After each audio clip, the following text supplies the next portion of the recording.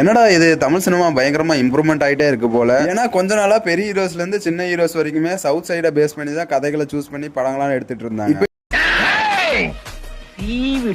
என்னன்னா ஃபியூச்சரிஸ்டிக்கா போறாங்க போலயே. ஏன்னா பிரதீப்போட லைக் மூவியே பயங்கரமான ஃபியூச்சரிஸ்டிக்கா பேஸ் பண்ணியா இருக்கு. ஏன்னா ரவி மோகனோட புது ப்ரொடக்ஷன் ஹவுஸ்ல இருந்து ப்ரோ கோடங்கிற ஒரு ப்ரோமோ ரிலீஸ் ஆயிருக்கு.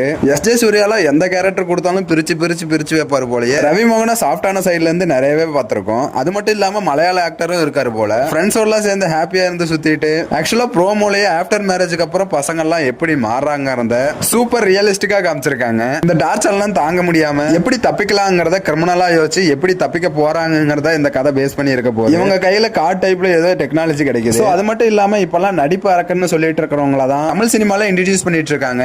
அது மாதிரி இல்லாம அதை பிரேக் பண்ற மாதிரி 2 கப்புள்ஸ் வச்சிருக்காங்க. ஆக்சுவலா இவங்க யூடியூப் அண்ட் இன்ஸ்டாகிராம்ல நல்ல கண்டென்ட்ஸ் போட்டுட்டு இருக்காங்க. சோ இவங்கள மாதிரி ஆக்டர்ஸ் இன்ட்ரோ பண்றது நல்லதுன்னு நினைக்கிறேன். பேக்ரவுண்ட்ல இளையராஜாவோட பாட்டுலாம் பயங்கரமா செட் ஆயிருக்கு. ப்ரோமோவை பார்த்தா பயங்கரமா என்ஜாய் பண்ணுவீங்க.